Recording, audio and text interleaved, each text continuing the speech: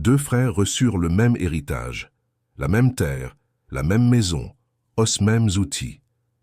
Des années plus tard, l'un avait bâti une ferme prospère, l'autre avait tout perdu. Comment est-ce possible? Ce ne fut ni la chance, ni le destin. Ce fut quelque chose d'autre, quelque chose qui peu à peu creusa un abîme entre eux.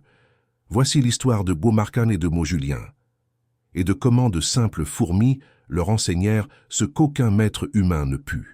Dans une vallée fertile, entourée de montagnes vertes et de rivières transparentes, deux frères reçurent le même legs, de vastes terres, une maison modeste, et les outils de travail que leur père avait utilisés toute sa vie.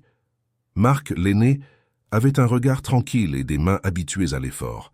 Julien, le plus jeune, avait de grands rêves, mais peu de volonté pour les réaliser. Dès qu'ils héritèrent, Marc se leva au premier champ du coq. Il commença à nettoyer les champs, à réparer les clôtures et à organiser la grange. Il marchait d'un pas ferme, comme celui qui voit déjà dans la terre le fruit qui n'est pas encore né. Julien, en revanche, passa la matinée allongé sous un arbre, regardant le ciel, comme si l'héritage était un laissez-passer pour l'éternité. Il parlait de futurs banquets, de chevaux, de fêtes et de luxe. Marc ne discutait pas. Il savait que la terre écoute ceux qui la travaillent, non ceux qui l'ornent de paroles. Jour après jour, sa parcelle changeait. Des sillons précis, des outils à leur place et des pousses vertes émergeant. Chaque geste silencieux bâtissait l'avenir. Julien, de son côté, commença à fréquenter la place du village, entouré d'amis qui célébrèrent ses projets avec des rires vides. Il disait qu'il n'était pas pressé, que la vie était faite pour être dégustée, que le travail pouvait attendre. Entre les deux propriétés, une fourmilière bruyante attirait le regard de Marc chaque après-midi. Il observait en silence le va-et-vient discipliné des fourmis, transportant des feuilles géantes et préparant l'hiver sans discours ni pause. Julien se moquait quand il le voyait. « Frère, tu perds vraiment ton temps à regarder des insectes », disait-il avec un sourire sarcastique. Marc répondait avec calme. « Regarde bien, elles n'attendent pas que quelqu'un les motive. Elles ne font pas de promesses vides, elles travaillent juste chaque jour sans rien remettre à demain. Il y a de la sagesse ici, si tu sais regarder. » Julien éclatait de rire et s'éloignait, convaincu que les fourmis étaient esclaves de leur propre effort. Ainsi, deux destins commencèrent à se séparer.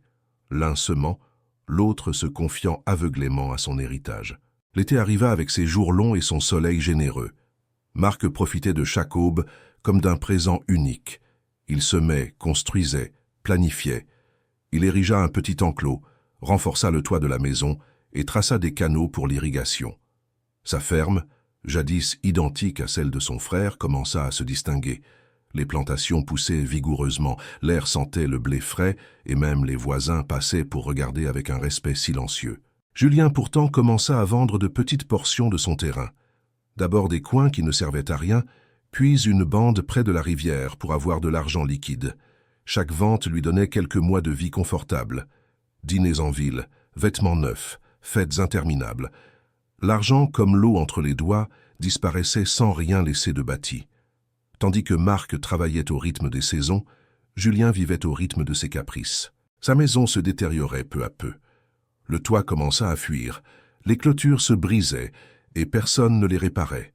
Les sillons se remplissaient de mauvaises herbes, mais il ne le remarquait pas. Il suffisait d'une nouvelle recette d'une vente pour calmer toute inquiétude. Chaque après-midi, Marc continuait d'observer la fourmilière. Il était fasciné par la façon dont ces créatures, sans attendre de récompenses immédiates, stockaient patiemment leur subsistance. Julien, en le voyant, ne résistait pas à la tentation de rire. « Toi et ces fourmis, vous êtes pareils, toujours à portée, toujours occupés. Moi, je préfère vivre libre. » Marc ne répliquait pas. Il savait que la véritable liberté ne se trouvait pas dans le repos sans mérite, mais dans la prévoyance silencieuse. Le passage des semaines révéla ce qui, au début, semblait invisible. La terre de Marc était luxuriante et organisée. Celle de Julien devenait aride, mal entretenue, comme un miroir de sa négligence. Ce que l'un bâtissait par le travail, l'autre le défaisait par l'insouciance. Marc tenta de lui parler à plusieurs reprises. « Julien, ne gaspille pas ce que papa nous a laissé. Regarde les fourmis. Elles se préparent en été pour ne pas mourir de faim en hiver. » Julien s'offusquait. « Tu me traites de paresseux. Tu travailles trop. La vie, ce n'est pas seulement transpirer. » Et d'un geste dédaigneux, Il retournait à ses divertissements. Mais le temps suivait son cours. Les fourmis ne discutaient pas. Marc ne s'arrêtait pas. Et Julien ne changeait pas. L'été commença à s'évanouir comme un feu qui s'éteint lentement. Les après-midi raccourcissaient. Le vent apportait une fraîcheur nouvelle, et les montagnes se couvraient d'une brume suave annonçant le changement de saison. Pour beaucoup dans la vallée, c'était le temps de la récolte. Pour d'autres, le moment où les décisions prises durant les mois chauds commençaient à donner leurs fruits ou leurs vides. Marc travailla avec précision. Il récolta du maïs doré, des haricots secs et des légumes mûrs. Il stocka des sacs dans la grange, renforça les murs et empila du bois pour le froid. Rien dans sa routine n'était improvisé. Ses mains étaient fatiguées, mais son cœur était tranquille. Il savait que l'hiver ne le prendrait pas par surprise. Julien observait de loin, il ne riait plus autant. Sa terre montrait des signes d'abandon total. Certaines nuits, le vent entrait par les trous du toit et pour la première fois il ressentit un frisson, non à cause du froid, mais à cause du manque de préparation. Mais il se répétait, il y a encore du temps.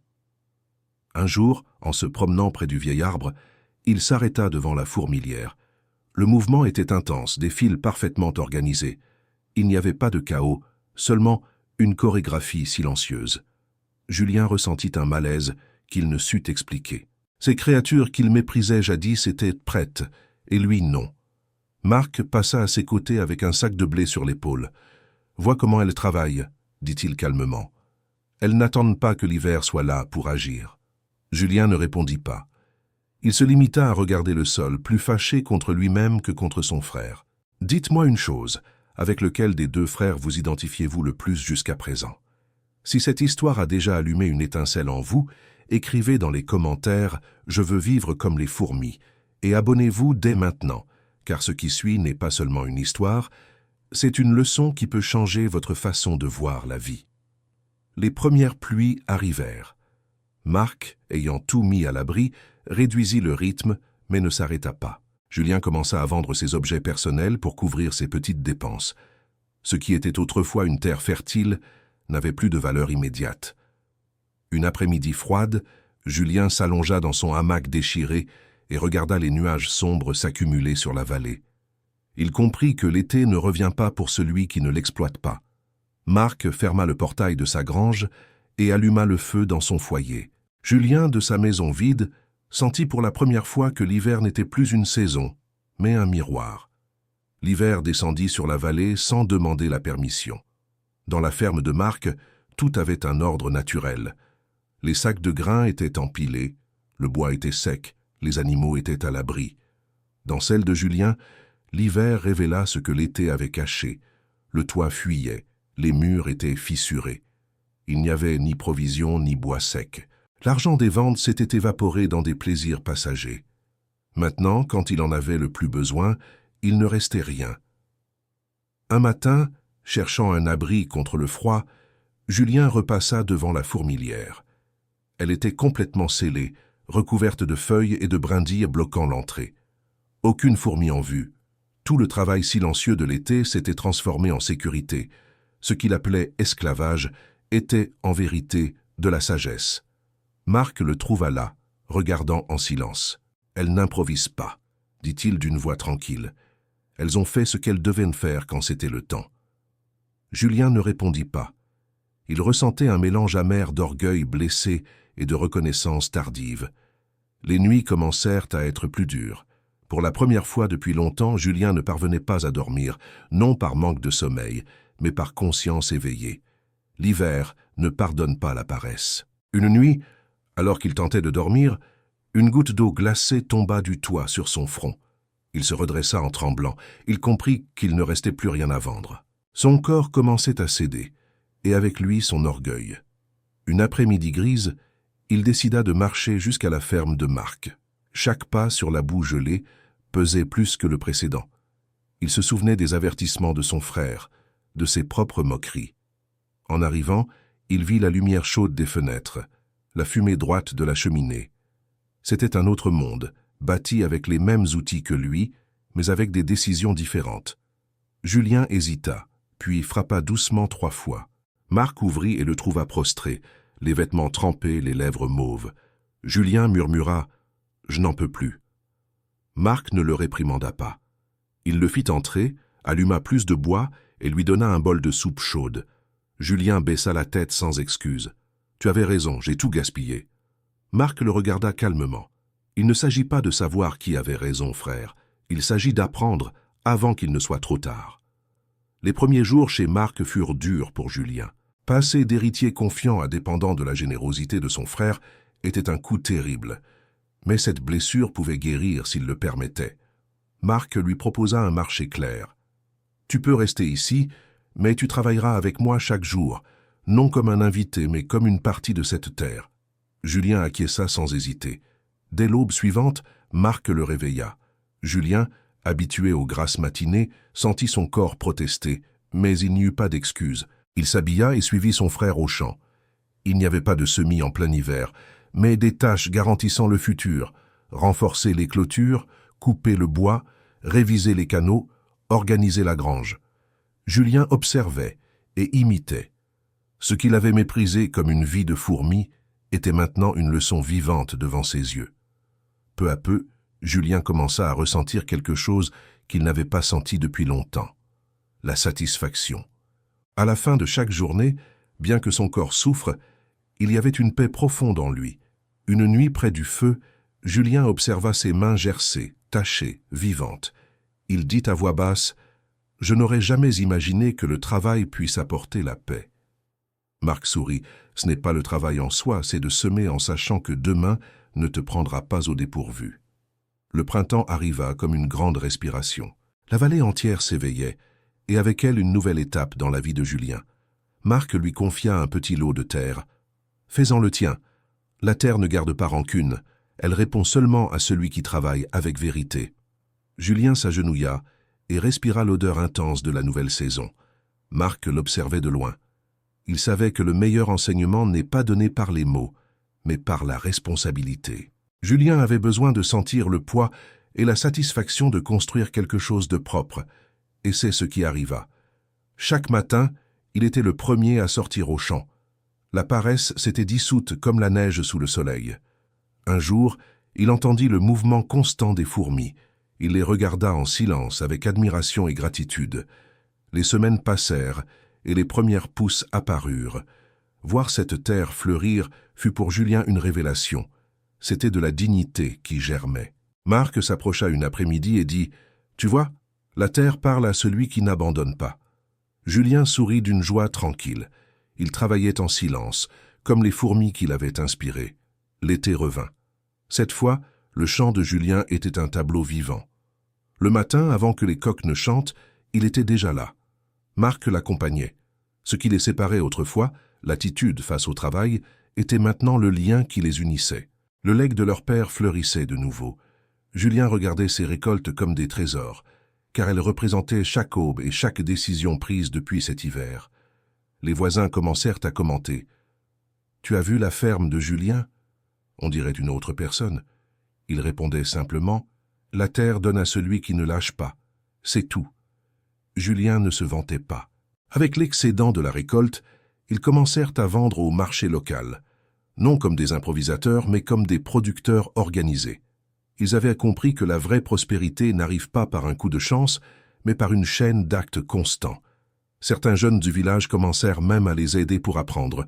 Julien, autrefois symbole d'insouciance, était devenu un exemple. Une après-midi, les deux frères s'assirent sur la véranda. Julien dit « Je n'aurais jamais pensé que le travail silencieux apporterait tant de paix. » Marc répondit « Les fourmis le savent depuis toujours. Nous avons mis plus de temps, mais nous y sommes arrivés. » Avec les années, la ferme devint une forteresse silencieuse. Marc et Julien se complétaient comme les deux mains d'un même corps. Julien ne se présentait pas comme un maître, mais partageait son passé avec humilité. « J'ai presque tout perdu parce que j'ai cru que l'abondance était éternelle, mais la terre m'a enseigné, tout comme les fourmis. Si tu ne travailles pas pendant que le soleil brille, l'hiver te trouvera vide. » Julien retourna près du vieil arbre. Il s'accroupit devant la fourmilière. Rien n'avait changé chez elle, mais tout avait changé en lui. Marc s'approcha et resta en silence à ses côtés. Il n'avait pas seulement bâti une ferme prospère, mais une vie solide, sans raccourcis et aux racines profondes. Julien murmura « Elles n'ont jamais cessé de travailler, et nous non plus. » Marc sourit « La différence, c'est que nous avons dû trébucher pour comprendre. » L'hiver revint, mais cette fois sans peur ni pénurie.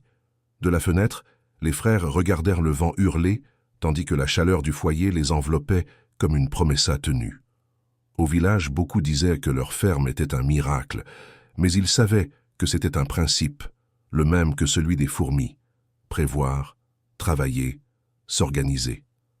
Un matin, Julien réunit un groupe de jeunes dans la grange. Il ne fit pas de grands discours, il pointa juste le champ du doigt. Tout ce que vous voyez là est né d'une décision simple. Arrêtez d'attendre et commencez à agir. Les fourmis ne parlent pas, elles travaillent, et c'est pour cela qu'elles survivent à chaque hiver. Marc l'observait avec une fierté tranquille. Son frère n'était plus le jeune paresseux dans son hamac. C'était un homme forgé par les saisons. Julien s'arrêta devant la fourmilière une dernière fois. Il se souvint de la phrase que Marc lui avait dite des années plus tôt. « Va vers la fourmi, paresseux, considère ses voies et deviens sage. » Ce n'était plus une réprimande, c'était un pilier. La nature ne s'arrête pas.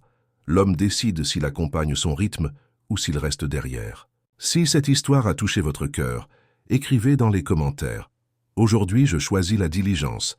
Et abonnez-vous pour continuer à recevoir des récits qui inspirent et transforment sur Voix de la sagesse.